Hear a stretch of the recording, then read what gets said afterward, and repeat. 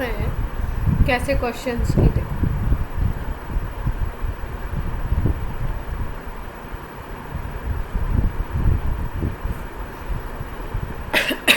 इसमें देखो, अगर हम किसी कंपाउंड को देखते हैं, आयनिक कंपाउंड हो या आपका मॉलिक्यूल हो, आयंस हो या मॉलिक्यूल हो, दोनों में से कुछ भी हो, तो इसको हम लोग एक मोल्स के टर्म्स में कैसे समझ सकते हैं। देखो जैसे हम लोग बोला कैल्शियम कार्बोनेट अगर है, ठीक है, और इसके आप 1 मोल लेते हो ना, तो इसमें कैल्शियम का होगा 1 मोल, कार्बन का होगा 1 मोल, ऑक्सीजन का होगा 3 मोल। ठीक है, लेकिन अगर पूछे जाए आपसे कैल्शियम के number of atom, then it will be 1 multiplied by n। अगर आपसे कार्बन के नंबर ऑफ एटम पूछे जाए, then it will be 1 multiplied by n। और अगर ऑक्सीजन के नंबर ऑफ एटम पूछे जाए, then it is 3 multiplied by Na। अब Na मतलब एवोगैड्रो नंबर।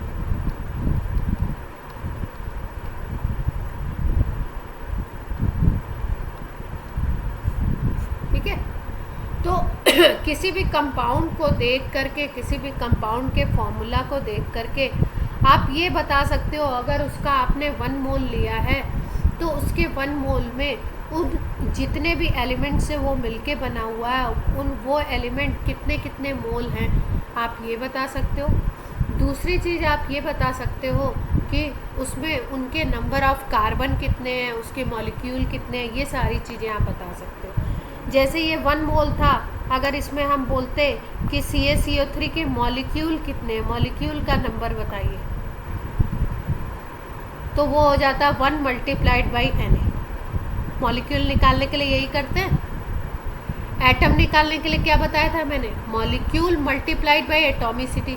तो कैल्शियम की एटॉमिसिटी 1 है इसलिए 1 का मल्टीप्लाई किया, कार्बन की 1 है इसलिए 1 का, ऑक्सीजन की 3 है इसलिए 3 का। लेकिन अगर मोल्स पूछे जाएं, उन एलिमेंट्स के मोल्स, तो वो उतने ही होंगे जो यहाँ पे आपको नंबर दिखाई दे रहा है ना। तो कैल्शियम के मोल्स 1 है, कार्बन के मोल 3 हैं, और ऑक्सीजन के 3, कार्बन के 1 और कैल्शियम के 1। इसी थ्योरी पे बेस्ड है ये क्वेश्चन जो अपना 2006 का। क्वेश्चन में क्या क्या रहे थे, क्वेश्चन में बोला गया है how many moles of magnesium phosphate will contain. Magnesium phosphate के मोल्स पूछे गए आपसे।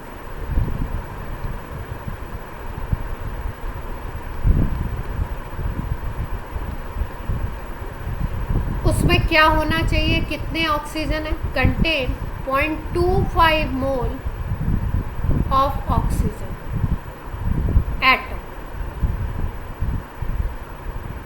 देख पा रहे हैं, तो जैसे अभी हमने कैल्शियम कार्बोनेट को सॉल्व किया, वैसे ही इसको भी सॉल्व कर सकते हैं कि Mg3PO4 होल ट्वाइस का अगर आप 1 मोल लेते हो, तो इसमें मैग्नीशियम के कितने मोल्स होंगे, 3 होंगे। फॉस्फोरस के अगर देखो तो फॉस्फोरस के कितने हो जाएंगे, यहाँ पे 2 और है, तो मोल्स हो जाएंगे फॉस्फोरस के 2। और अगर ऑक्सीजन के देखो तो ऑक्सीजन में यहाँ पे देखो 4 मल्टीप्लाइड बाई 2 8 हो जाएगा। इतनी बात क्लियर है चिराई? तो अब ऑक्सीजन के मोल्स हमें पता लग गए। इसका मतलब क्या है कि अगर 8 मोल ऑक्सीजन है, 8 मोल ऑफ ऑक्सीजन एटम है, देन कंपाउंड इज 1 मोल। जब ये ऑक्सीजन 8 है तो कंपाउंड कितना है, 1 मोल है। अब ऑक्सीजन का अमाउंट क्वेश्चन में दिया हुआ है 0.25 मोल, तो हाँ ऐसे ऐसे करेंगे तो निकल जाएगा। क्लियर है बात?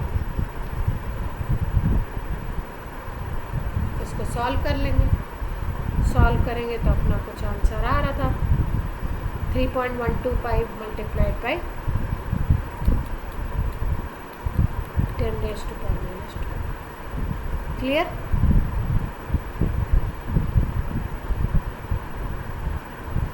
अब आगे बात कीजिए।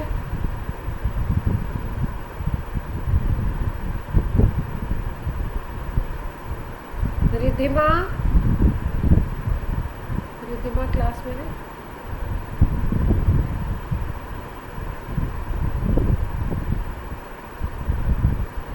रिद्धिमा ने भी क्लास नहीं की थी। अच्छा चलो और प्रॉब्लम्स करते हैं हम लोग मोल कॉन्सेप्ट में। एक हमने मोल कॉन्सेप्ट पे ऐसे भी क्वेश्चन आ सकता है। हमने गैस को कैसे रिलेट किया था मोल कॉन्सेप्ट में? गैस को ऐसे रिलेट किया था कि एसटीपी पर वॉल्यूम अगर गैस का 22.4 लीटर है तो उसके मोल्स होंगे 1 और उसका मास होगा उस गैस का मोलर मास।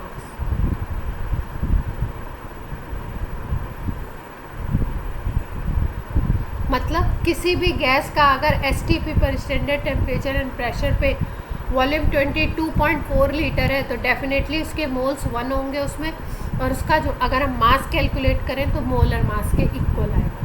तो इस पे भी बेस्ड कभी कभी क्वेश्चन बन जाता है। वो कैसे बनता है देखो, जैसे इन्होंने दे दिया question 8 gram oxygen contains number of moles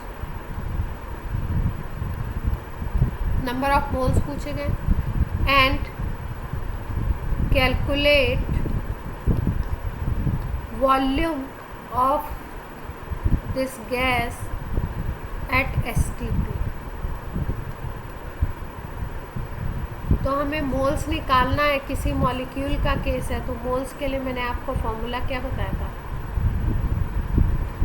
moles is equal to given mass gm by mm molar mass, यही तो बताया था।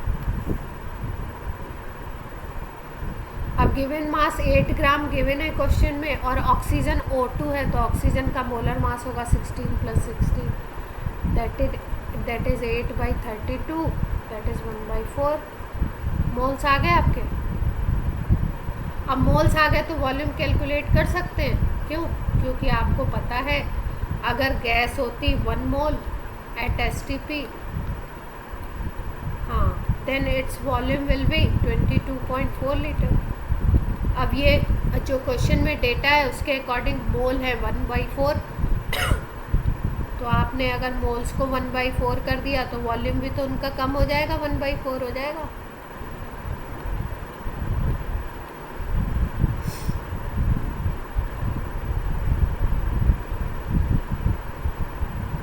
वन बाई 4 कर देंगे, कितना आ जाएगा?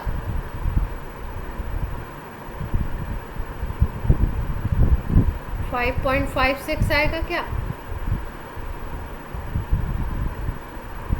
5.5 है? ये है ना। मेरी भी मैथ्स थोड़ी कमजोर है।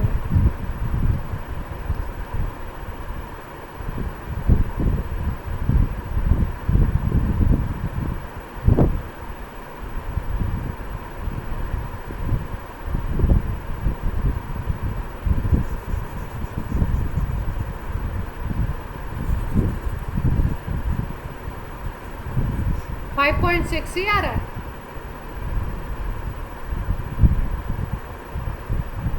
अच्छा ठीक, अच्छा 24 आ जाएगा। सबको क्लियर है? तो ऐसे भी क्वेश्चन बनाए जा सकते हैं।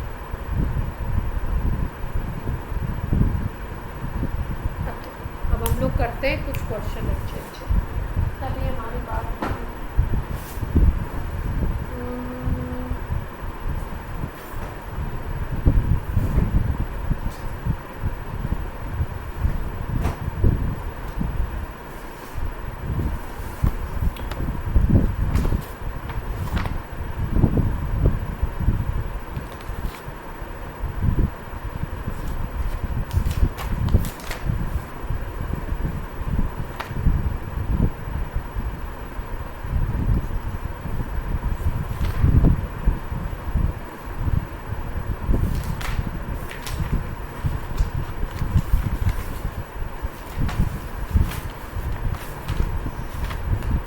calculate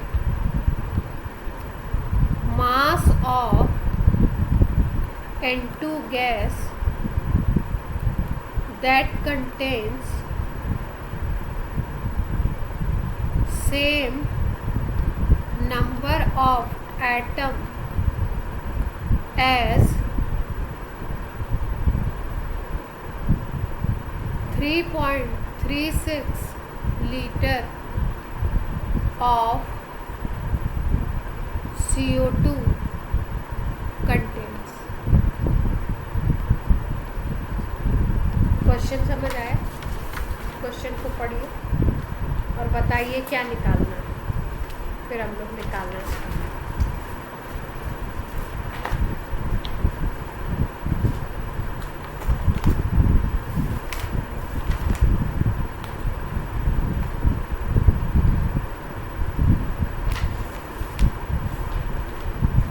क्या पूछ रहा है क्वेश्चन, क्या कहना चाहता है क्वेश्चन, बताइए जल्दी।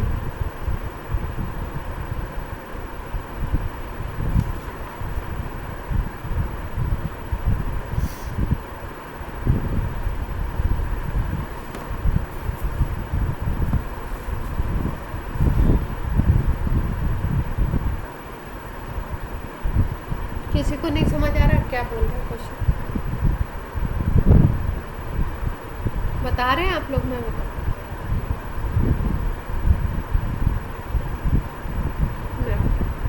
हो सकता है लैंग्वेज मैंने सही फ्रेम नहीं किया।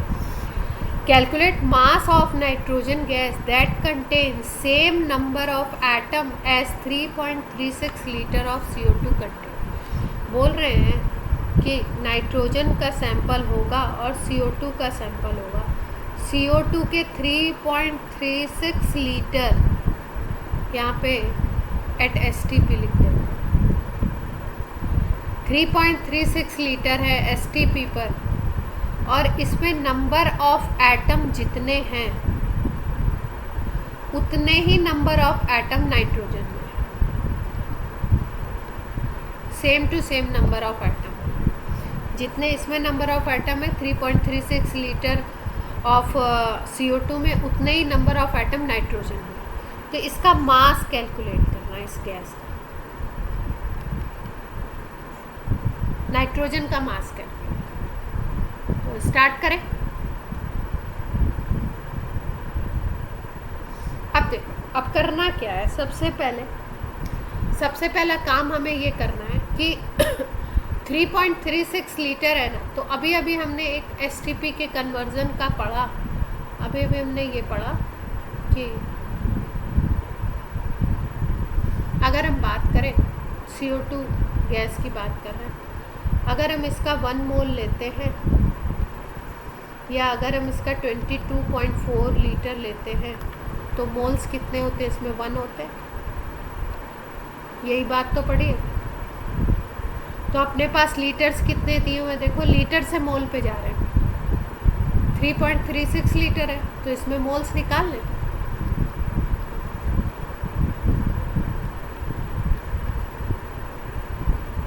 ये निकालोगे तो कितना आएगा? 1/22.4 मल्टीप्लाइड बाई 3.36 हो जाएगा। यहाँ तक बात क्लियर है? मोल्स निकल गए? यस और नो? ठीक है, मोल्स आ गए। अब हमारे पास सारा टूल है, हमें पता तो है ही, क्योंकि नंबर ऑफ एटम सेम कर रहे हैं इसलिए नंबर ऑफ एटम निकालना पड़ेगा। मोल से मॉलिक्यूल निकालना हो तो हमें पता है कैसे निकालते हैं, और मॉलिक्यूल से अगर एटम निकालना हो तो ये भी हमें पता है। मोल से मॉलिक्यूल के लिए Na से मल्टीप्लाई, मॉलिक्यूल से एटम के लिए एटॉमिसिटी से मल्टीप्लाई, यही तो करते हैं। लास्ट टाइम पे बताया। तो मोल अपने पास इतने हैं।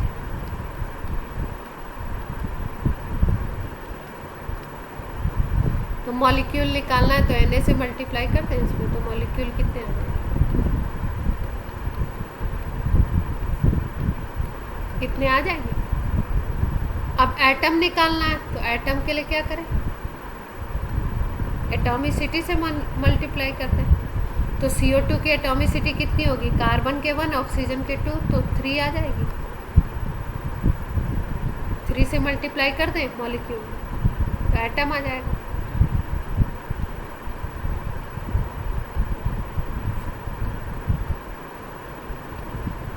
देखो, पहले वॉल्यूम था लीटर में, उसको moles 22.4 litre is equal to 1 mole था, तो 3.36 लीटर इज इक्वल टू निकाल लिए कितने मोल्स, ये मोल्स आ गए।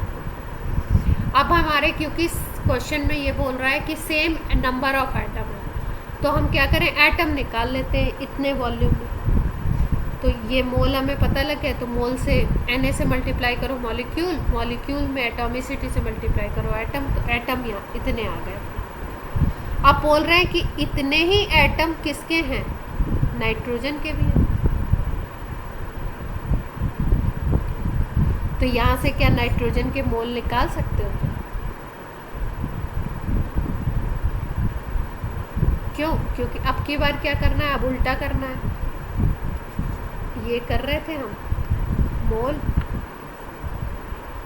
से मॉलिक्यूल निकाल रहे थे, मॉलिक्यूल से एटम निकाल रहे थे। तो यहाँ मल्टीप्लाई Na का किया था, यहाँ मल्टीप्लाई एटॉमिसिटी का किया था। अब CO2 के एटम पता चल गए, और उतने ही एटम क्वेश्चन बोल रहा है कि नाइट्रोजन के, तो अब एटम से नाइट्रोजन के मॉलिक्यूल निकाल लेते हैं। अब की बार नाइट्रोजन का केस करें।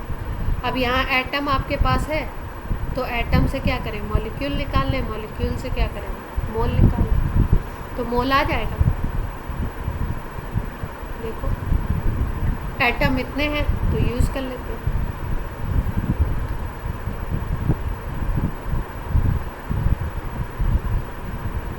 ये आया था अपना एटम, एटॉमिसिटी कितनी होगी N2 की, N2 की एटॉमिसिटी 2 होगी क्या?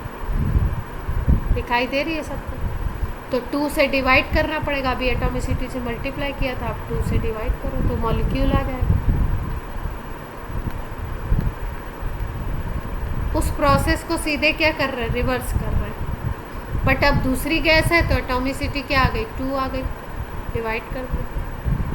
अब फिर इसके बाद Na यहाँ पे मल्टीप्लाई किया था, मॉलिक्यूल से मोल निकालना है तो डिवाइड कर दो, Na से डिवाइड कर लेते हैं भाई।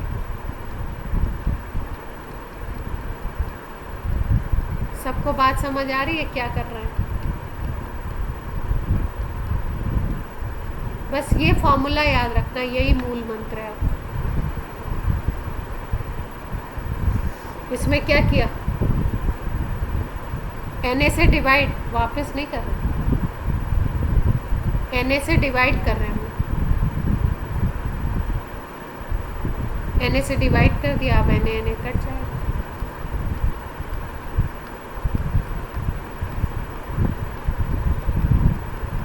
अब ये आ गए आपके नाइट्रोजन गैस के मोल्स। अब किसी के भी अगर मोल्स आ गए हैं तो मास निकालना इजी होगा। अगर आपको मास चाहिए तो आप मोल्स आपको पता है, तो आपको पता है मोल इज इक्वल टू GM/mm होता है। अगर आपको GM निकालना है तो GM is equal to mole multiplied by molar mass. Mole आपको पता है ये है।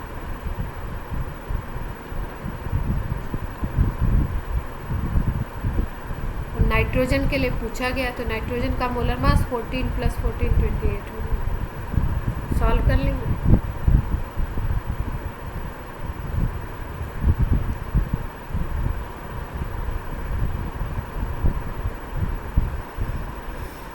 प्रोसेस क्लियर हुआ सबको?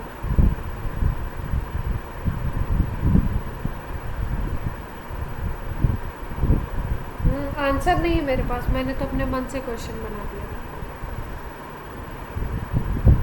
देखो, सबसे पहली चीज़ ये होती है कि क्वेश्चन जब आपके सामने आता है तो क्वेश्चन पढ़ने के बाद आपको सबसे पहले समझ आना चाहिए क्या गिवन है और क्या हमें निकालना है। तो इसमें तो आपके पास ऑप्शंस होंगे, अभी तो ऑप्शन के बिना मैंने आपको दे दिया था।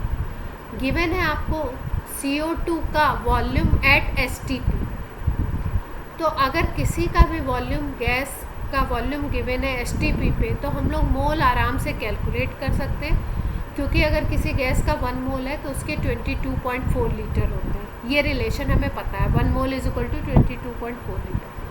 तो उसके अकॉर्डिंग कितने भी लीटर दिए हो हम मोल निकाल सकते हैं। अब CO2 के मोल्स आ गए तो मोल से मॉलिक्यूल, मॉलिक्यूल से एटम निकालना हमें आता है, तो हमने CO2 के एटम निकाल लिए। अब क्वेश्चन की लैंग्वेज ये थी कि calculate mass of nitrogen gas that contain same number of atom as 3.36 litre at STP CO2 contains.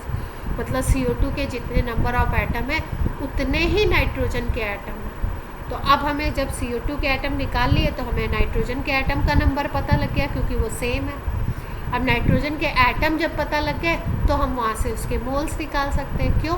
क्योंकि एटम से मॉलिक्यूल, मॉलिक्यूल से मोल निकालने का जो चैनल है वो क्या है, जस्ट रिवर्स है। ये वाले चैनल को हमने यूज़ कर लिया सीधे सीधे, जो ये वाला mole to molecule, molecule to atom. अब रिवर्स कर दिया, atom to molecule, molecule to mole निकाल लिया। मोल जब आ गए तो अपने पास ये फॉर्मूला है, मोल इज इक्वल टू GM/mm। और आपको गिवन मास निकालना था, नाइट्रोजन का मास निकालना है। तो मास निकालना है तो mole into molar mass, nitrogen का मोलर मास 28 हो जाएगा। क्लियर है बात? अब एक क्वेश्चन और करते हैं हम लोग।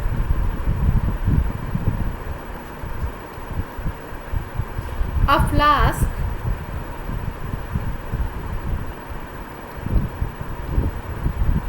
P contains 0.5 mole of oxygen gas. Oxygen gas का मतलब होगा O2 की बात। कोई फ्लास्क है, ये P नाम है इस फ्लास्क का, इसमें 0.5 मोल ऑक्सीजन है।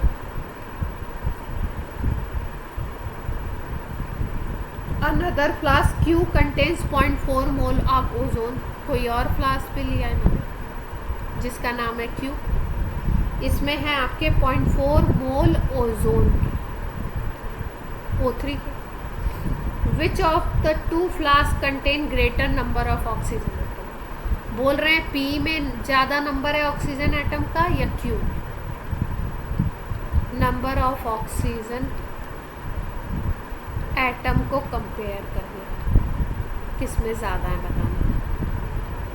क्वेश्चन नंबर 1, तो दोनों में एटम्स कैलकुलेट कर लें, आ जाएगा।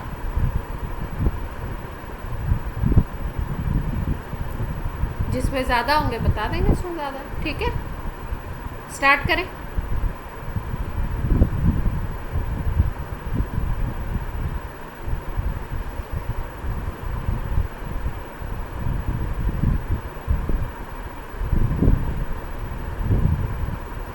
सब लोग क्लास में हैं?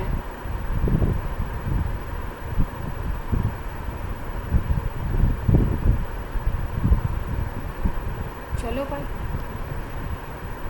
0.5 मोल O2 है और 0.4 मोल O3 है।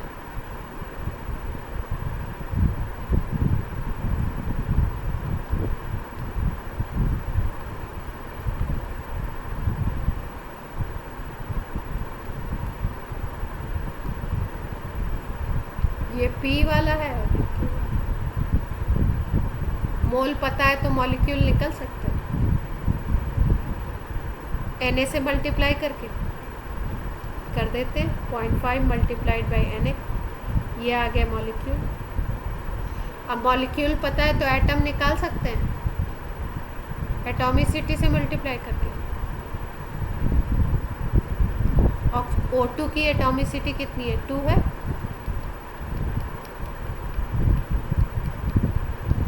तो इसको मल्टीप्लाई करोगे तो 2 मल्टीप्लाइड बाई 0.5 1 आ जाएगा। तो इसमें नंबर ऑफ एटम कितने आ गए? P फ्लास्क में Na आ गए।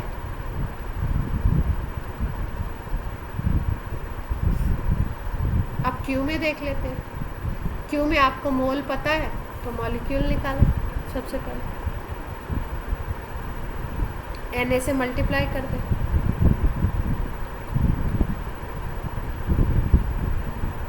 मॉलिक्यूल आ गया।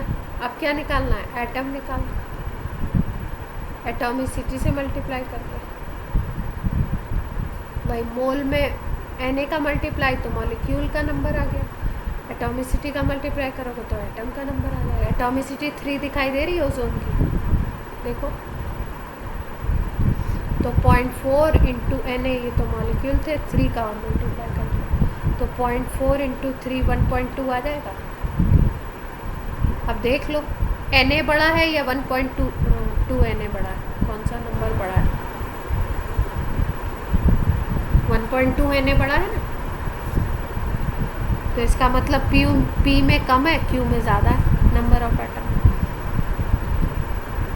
सबको क्लियर हुई बात?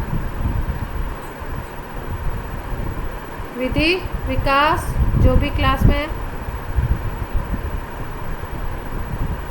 इजी था ये तो। अब देखो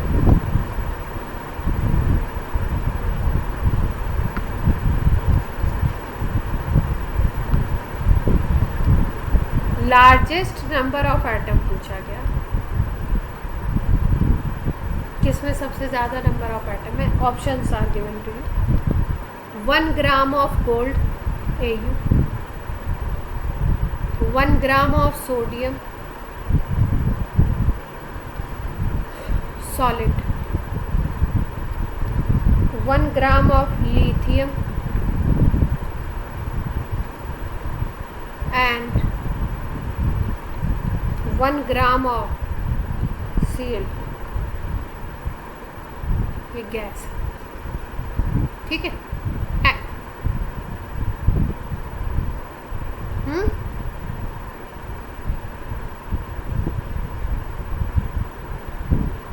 सॉलिड से क्या फर्क पड़ता है? नहीं, स्टेट बताई जा रही है और कोई फर्क नहीं पड़ा, फिजिकल स्टेट बता दी है सोडियम सॉलिड, ठीक है। अब देखो क्वेश्चन को देखते हैं। क्वेश्चन को अगर देखो तो गिवन मास देखो सब में क्या दिया हुआ है, 1 ग्राम दिया हुआ सब, सारे क्वेश्चन में देख पा रहे हो सब लोग। और ये एटम है, ये भी एटम है, ये भी एटम है, ये मॉलिक्यूल है Cl2।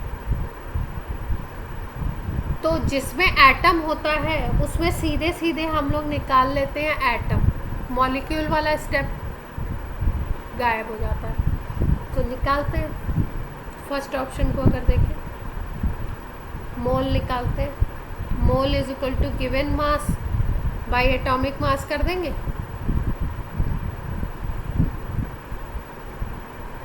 और गिवन मास 1 ग्राम है, गोल्ड का एटॉमिक मास होता है 79, क्वेश्चन में गिवन होगा। तो ये आ गए मोल। अब मोल से हम लोग क्या निकालते थे? मॉलिक्यूल। अब मॉलिक्यूल से फिर कहाँ जाते थे हम लोग? एटम पे जाते थे। अब क्या करें? मोल से निकाल लो मॉलिक्यूल।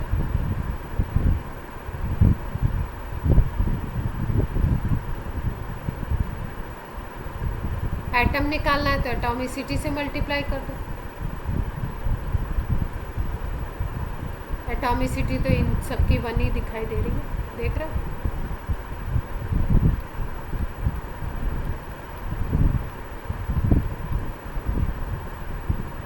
तो ये तो फर्स्ट केस में एटम आ गया। अब दूसरे में निकालेंगे, सोडियम है,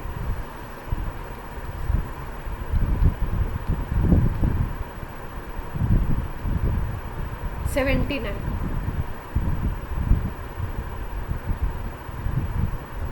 197 दिया। 79 एटॉमिक नंबर तो नहीं होता, मैं भी भूल जाती हूँ ये नंबर्स, मैं भी भूल जाती हूँ। 79 एटॉमिक नंबर है, हाँ 179 और 197, ठीक है 197 कर देते हैं। ये डेटा तो दिमाग से उड़ जाता है, ये तो क्वेश्चन में गिवन होता है वैसे ज़्यादा। तो 197 कर दिया, चलो भाई यहाँ पे अपना डेटा चेंज हो। अब सेकंड में देखते हैं, सोडियम की बात हो रही है तो ग्राम आपके कितने दिए हुए? 1 दिए हुए। मोल निकाल लिया हमने, सोडियम का होता है 23, मोल आ गया, मोल से मॉलिक्यूल निकाल लिया, मॉलिक्यूल आ गया आपके Na से मल्टीप्लाई कर दें, एटम निकाल लेते हैं, एटॉमिसिटी से मल्टीप्लाई, एटॉमिसिटी 1 है तो वही नंबर आ जाएगा। तो यहाँ पे आ गया Na/23। ऐसे ही थर्ड केस देख लो, 1 ग्राम लिथियम, तो लिथियम का अप्रॉक्स 7 होता है, तो यहाँ पे भी अगर मोल निकालोगे तो 1/7 आ जाएगा। मॉलिक्यूल निकालोगे तो मॉलिक्यूल आएगा 1/7 मल्टीप्लाइड बाई Na, और एटम निकालोगे तो क्या आ जाएगा, वही same to same Na/7, process तो सेम ही। तो यहाँ पे Na/23, यहाँ Na/7, और पिछले वाले में क्या आया था एटम, Na/197, यही तो है। अब लास्ट वाले में निकाल लेते हैं, लास्ट वाले में एटॉमिसिटी का 2 है। लास्ट को अगर देखो तो 1 ग्राम Cl2 की बात हो रही, तो यहाँ पे हम करेंगे Gm/mm, मोलर मास लगाना पड़ेगा हमें मोल के लिए। Gm है 1 और मोलर मास इसका होता है 71, 35.5 होता है एक का, तो आपके 2 है, तो यहाँ ये आ गया। अब मॉलिक्यूल निकाल लो, मॉलिक्यूल आ गया 1/71 मल्टीप्लाइड बाई Na। अब एटम निकाल लेते हैं, एटम में एटॉमिसिटी से मल्टीप्लाई करते हैं सीधे सीधे, एटॉमिसिटी 2 दिखाई दे रही है, तो ये क्या आ गया, Na/35.5। अब लार्जेस्ट नंबर ऑफ एटम पूछा है, तो देख लेते हैं किसमें ये नंबर बड़ा आया। इसमें Na/35.5 है, इसमें Na में डिवाइड कर रहे हो 7 से, इसमें 23 से, और इसमें 197 से, तो सबसे बड़ा नंबर कौन सा आएगा, थर्ड वाला आएगा क्या, लिथियम वाला। तो आंसर अपना क्या हो जाएगा, ये वाला हो जाएगा, लार्जेस्ट ये हो जाएगा। और स्मॉलेस्ट की बात करें तो गोल्ड का हो जाएगा। क्लियर है सबको बात। ऐसे क्वेश्चंस कर लेंगे आप लोग कंपेयर करने वाले।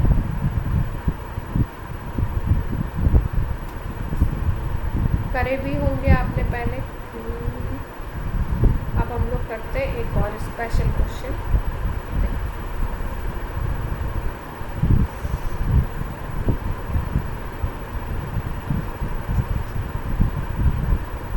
क्लोरोफिल मॉलिक्यूल है,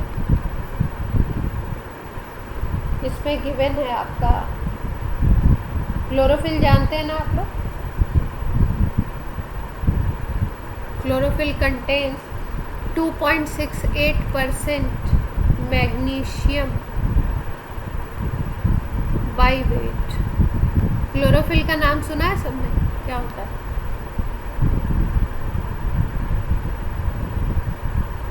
कैलकुलेट क्या होता है, नंबर ऑफ, मैं क्वेश्चन लिख रही हूँ आप बताओ क्या होता है, कौन बताना चाहता है।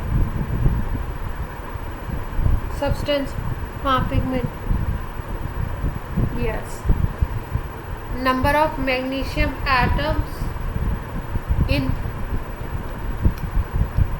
2 ग्राम ऑफ क्लोरोफिल।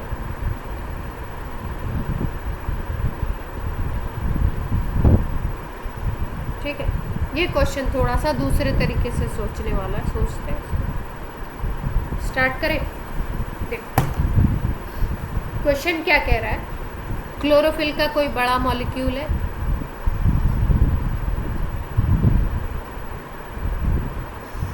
इसमें मैग्नीशियम 2.68% है। 2.68% का मतलब क्या होता है कि अगर पूरे मॉलिक्यूल का वेट 100 ग्राम है सपोज,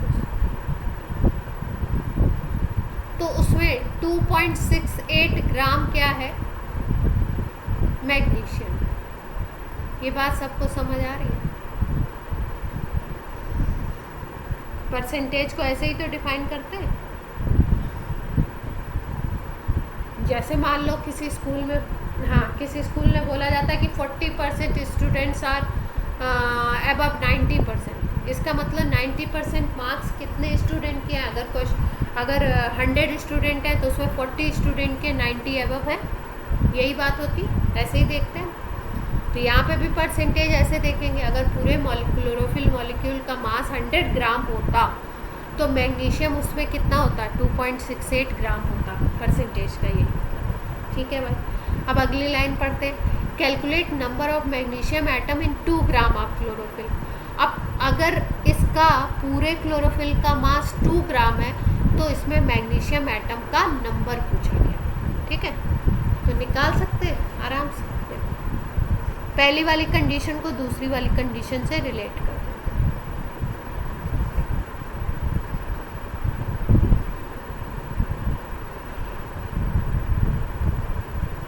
अगर 100 ग्राम है क्लोरोफिल तो मैग्नीशियम कितना था? 2.68 था। अब क्या बोल रहे हैं कि ये तो आइडियल कंडीशन दी हुई है, लेकिन 2 ग्राम है एग्जैक्टली क्लोरोफिल, तो 2 ग्राम में मैग्नीशियम कितना होगा ये देख सकते हैं। ये होगा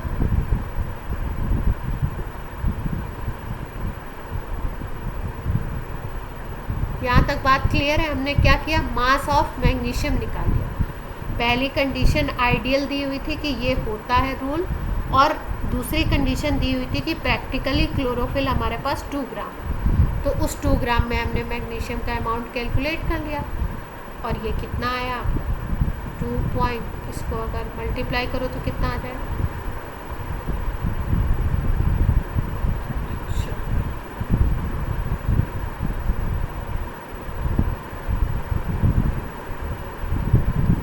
अच्छा, आपने पूरा कैलकुलेट कर दिया। ये मल्टीप्लाई मैंने सही किया है, देखो।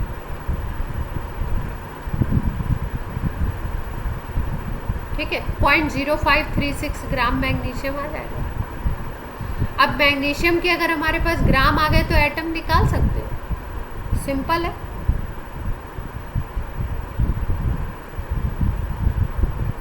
हमारे पास जीएम आ गया मैग्नीशियम का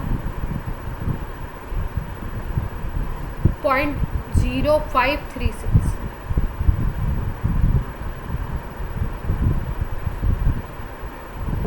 ये किसका है? मैग्नीशियम एटम का। तो मोल निकाल,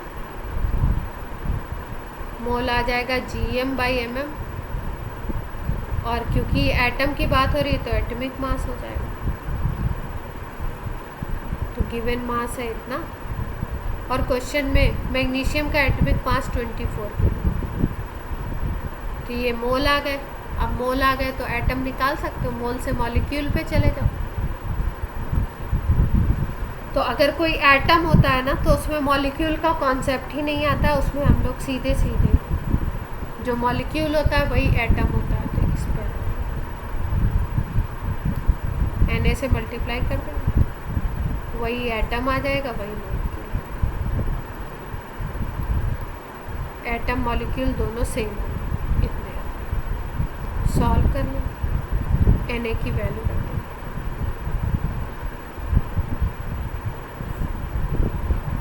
सबको बात क्लियर है?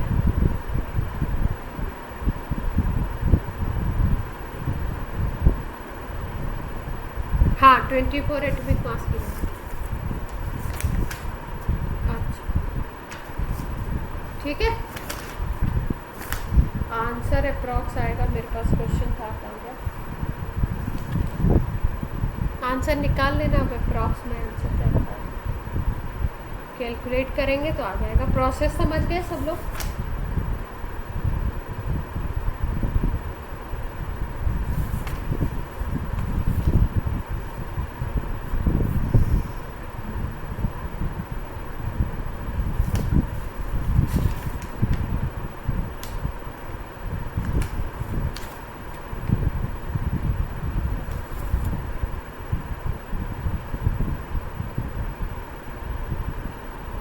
अब नेक्स्ट क्वेश्चन आप लोग बताएंगे, ट्राई करेंगे, मतलब दिया जाए।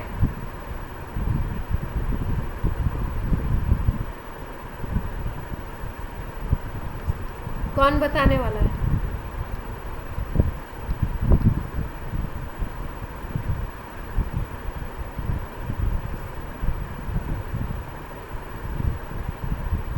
क्या हुआ? आप लोग बोल नहीं रहे। जब फॉर्मूला आपको बता दिया गया, प्रोसेस बता दिया गया, तो यस मैम बोलने में कहाँ दिक्कत आ रही है ना? ट्राई तो कर ही सकते हो, गलत होगा या सही होगा, पॉसिबिलिटी तो दोनों की होती है ना, उसमें क्या बात है।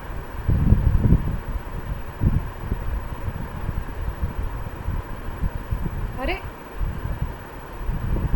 केमिस्ट्री ले ली और कैलकुलेशन से डर रहे हो? कौन है ये, चिरायु? सारांश? अरे कैलकुलेशन से कौन डरता है? कैलकुलेशन तो अभी मैं यूँ कर दूंगी, अप्रॉक्सी लेके देखो। ये 0.0536 है ना, और ये 6.022 है, इसको अप्रॉक्स ले लो, 6 ले लो, ये 4 आ गया अप्रॉक्स। अब 4 से डिवाइड कर दो, इसमें 536 है। इस डेसिमल को यहाँ लेते जाओ, 4 डिजिट यहाँ पे आ जाएगा -4 में, और 536 से 4 से डिवाइड करो।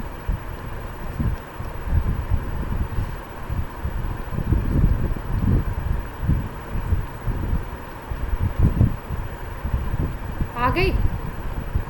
ये 23 है, ये -4 हो गया, तो कितना आ जाएगा? 19 आ जाएगा। यस और नो? अप्रॉक्स इतना आ जाएगा। ऑप्शंस हमें देखने होते हैं, ऑप्शंस हमारे दूर दूर दिए हुए हैं, मतलब डिफरेंस है उनमें बहुत ज़्यादा या बहुत क्लोज है। अगर ऑप्शंस बहुत क्लोज दिए हुए हैं तो आपको एग्जैक्ट कैलकुलेशन करनी पड़ेगी, और अगर ऑप्शंस थोड़े डिफरेंस ज़्यादा है उनके में, तो आप कुछ अप्रॉक्सीमेशन लेके भी निकालोगे तो आ जाएगा आंसर। तो ये मैंने अप्रॉक्स निकाला, ठीक है। सारांश, घबराना नहीं है। हाँ, मैं आप लोगों को डरा नहीं रही हूँ, मैं तो आप लोगों को बस बता रही हूँ कि अगर केमिस्ट्री ली है तो कैलकुलेशन तो करनी ही पड़ती है, क्योंकि केमिस्ट्री में कभी कभी इतनी बड़ी कैलकुलेशन होती है। मैं ये नहीं कह रही कि मैथ्स से टफ होता है केमिस्ट्री, लेकिन कभी कभी ऐसी कैलकुलेशन आ जाती है जो शायद मैथ्स में भी नहीं होती है। क्योंकि बच्चे मुझे कहते हैं, कभी कभी मैं बहुत बड़ा कैलकुलेशन देती हूँ तो बच्चे कहते हैं कि मैम इतना टफ तो मैथ्स में भी नहीं आता। मैं उनको डांटती हूँ कि आप तो मैथ्स के स्टूडेंट हो, आप ऐसे डर रहे हो।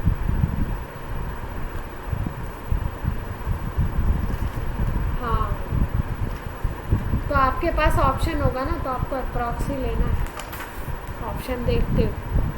चलो, अब इस क्वेश्चन को कौन बताने वाला है, जल्दी से बता दो भाई।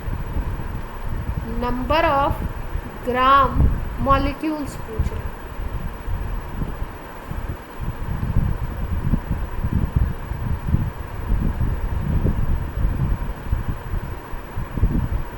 देखो, कहीं पे भी अगर ऐसे टर्म लिखा हुआ ना, ग्राम मॉलिक्यूल लिखा हुआ है, या ऐसे लिखा हुआ है ग्राम एटम लिखा हुआ है क्वेश्चन, तो ग्राम मॉलिक्यूल लिखा है तो मॉलिक्यूल की बात कर रहे हैं। अगर ग्राम मॉलिक्यूल लिख दिया या ग्राम एटम लिख दिया, इसका मतलब ये पूछना चाह रहे हैं मोल। समझ रहे हैं बात? मोल को दूसरे तरीके से ग्राम मॉलिक्यूल भी लिखते हैं और ग्राम एटम भी लिखते हैं।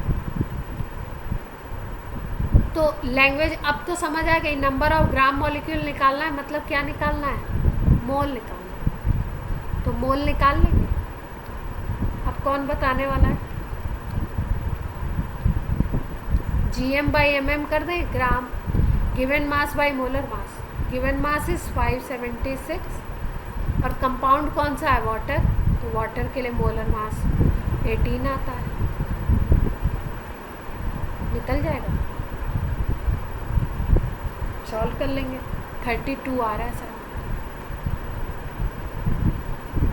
क्लियर है बात सबको? किसी को कोई दिक्कत तो नहीं है?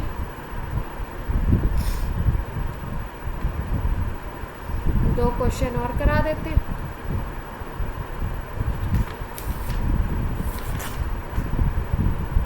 क्लास में है कौन कौन? सब लोग जरा अपनी आवाज़ और अपना नेम बताओ। चिरायु है, सारांश है, और कौन है? कोमल है। कोमल क्लियर हो रहा है?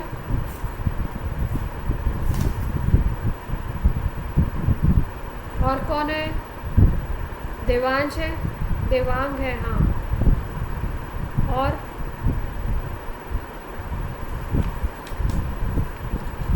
अच्छा नहीं लोग, चलो एक और क्वेश्चन करते हैं।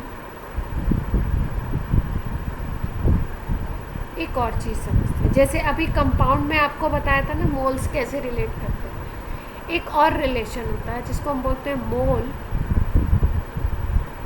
Relation in reaction. अगर कोई रिएक्शन दिया हुआ तो उसमें हम मोल को कैसे रिलेट कर सकते हैं, ये बात, ठीक है। जैसे मान लो ये रिएक्शन दिया हुआ है 2KClO3, इसको हम हीट करते हैं। हीट का साइन कई बार ऐसे ट्रायंगल बनाते हैं, मतलब गर्म करना। तो ये 2KCl + 3O2 बनाता है, ऐसे रिएक्शन दी। इसमें मोल रिलेशन देखना है। तो हम लोग क्या करते हैं, सबसे पहले देखते हैं कि रिएक्शन बैलेंस है या नहीं। बैलेंस करना होता है सबसे पहले, तो देख लेते हैं। यहाँ पे पोटेशियम 2 है, इधर भी राइट हैंड साइड में भी 2 है। Cl2 है, यहाँ पे भी Cl2 है। ऑक्सीजन देखो 2 × 3 6 एटम है, यहाँ पे भी 3 × 2 6 है, मतलब बैलेंस है रिएक्शन। अगर रिएक्शन बैलेंस है तो इसका मोल रिलेशन हम लोग ऐसे लिखते हैं।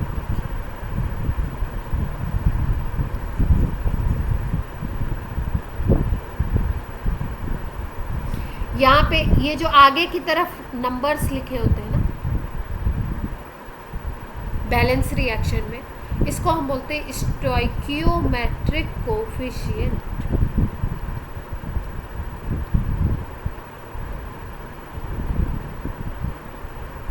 और ये स्टोइकियोमेट्रिक कोफिशिएंट आपको बताते हैं कि कौन कितने मोल रिएक्ट करेगा।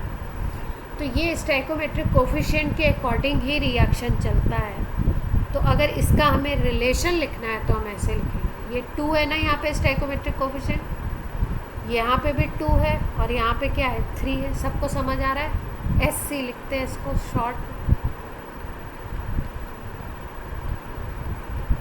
तो इसका मतलब ये है कि KClO3 अगर 2 मोल्स आप लेते हो, उसको गर्म करते हो, हीट करते हो, तो 2 मोल्स KCl बनेगा और 3 मोल्स ऑक्सीजन बनेगा। क्लियर है बात?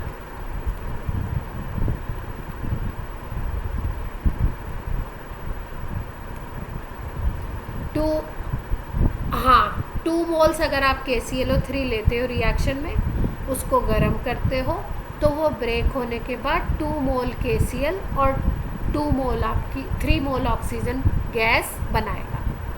क्लियर है बात?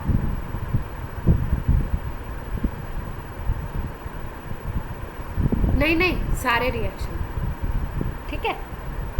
यहाँ तक बात क्लियर है? अब देखो, अगर इसको हमको मास से रिलेट करना है तो मास को हम कैसे रिलेट कर सकते हैं। देखो, इसका मास बताना है तो आपको पता है 1 मोल = होता है मोलर मास। अगर 1 मोल का मास चाहिए किसी का तो उसको बोलते हैं मोलर मास। तो इसका मतलब KClO3 का अगर यहाँ पे मास चाहिए हमें, तो मास = हो जाएगा 2 × मोलर मास ऑफ KClO3। ये मास आ जाएगा। अगर इस रिएक्शन में इसका मास कैलकुलेट करना है तो आप 2 × मोलर मास ऑफ KCl। अगर ऑक्सीजन का मास चाहिए तो 3 × molar mass of oxygen gas. Clear है बात? पोटेशियम का 39। हाँ, यहाँ तक बात समझ में आई?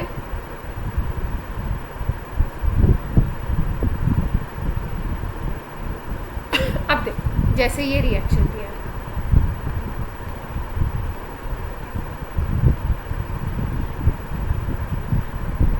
ऐसे लिखा हुआ, ठीक है, कोई रिएक्शन, और बोल रहे हैं ये बैलेंस है।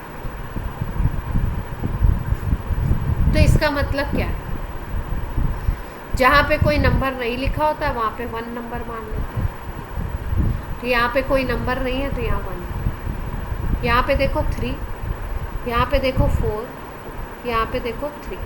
इसका मतलब अगर A का आप 1 मोल लेते हो, B का अगर आप 3 मोल लेते हो, दोनों को रिएक्ट कराते हो तो C के 4 मोल्स बनेंगे और D के 3 मोल्स। इसको कैसे लिख सकते हैं लैंग्वेज में, if we react 1 mole of A with 3 moles of B2, then 4 moles of C and 3 moles of D will be formed. Clear है बात? तो इसका मतलब क्या है, ये जो मोल रिलेशन है ये बताता है कि कितना रिएक्टेंट लोगे, उसको रिएक्ट कराओगे तो कितना प्रोडक्ट बनेगा। जैसे एक एग्जांपल और करते हैं, फिर आपको फ्री कर देते हैं। नेक्स्ट टर्न पे किस तरीके के रिएक्शन वाले क्वेश्चन हम करें। ये ब्लैंक है, यहाँ पे कर लेते हैं। जैसे ये रिएक्शन,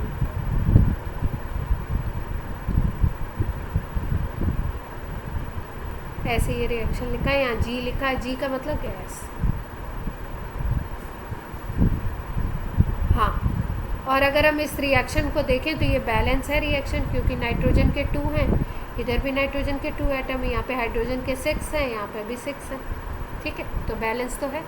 तो अब लिख लेते हैं बैलेंस के लिए। यहाँ पे कोई नंबर सामने नहीं है तो यहाँ पे 1 लिख लो, यहाँ पे नंबर 3 आ गया, यहाँ पे 2 आ गया। तो इसका मतलब क्या है, अगर 1 मोल लेते हो आप नाइट्रोजन का तो 3 मोल हाइड्रोजन लेनी पड़ेगी आपको और 2 मोल अमोनिया बनेगी। यही दिख रहा है आपको रिएक्शन से। तो इसको लैंग्वेज में अगर लिखना है तो क्या लिखोगे, when nitrogen is 1 mole and hydrogen gas is 3 mole, these are reacting, then production of 2 moles of ammonia occur. Clear है बात? अब आप किसी भी रिएक्शन को इस तरीके से रिलेट कर लेंगे।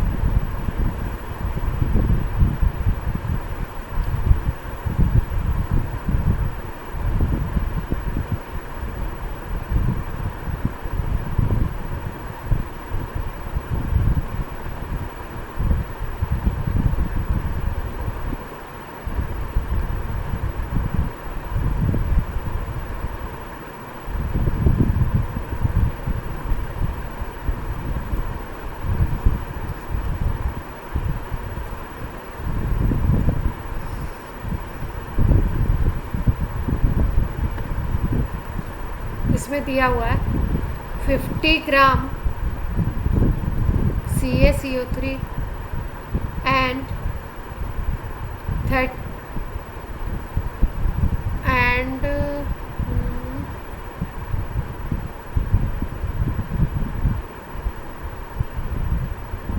36.5 gram HCl is given to you.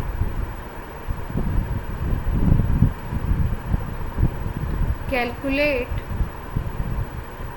moles of CaCl2, H2O and CO2, सबके मोल्स कैलकुलेट करना। ये आपका होमवर्क क्वेश्चन है, ट्राई करिएगा, नहीं आएगा तो मैं आपको बताऊँ, ठीक है। चलो बच्चा पार्टी, बाय बाय।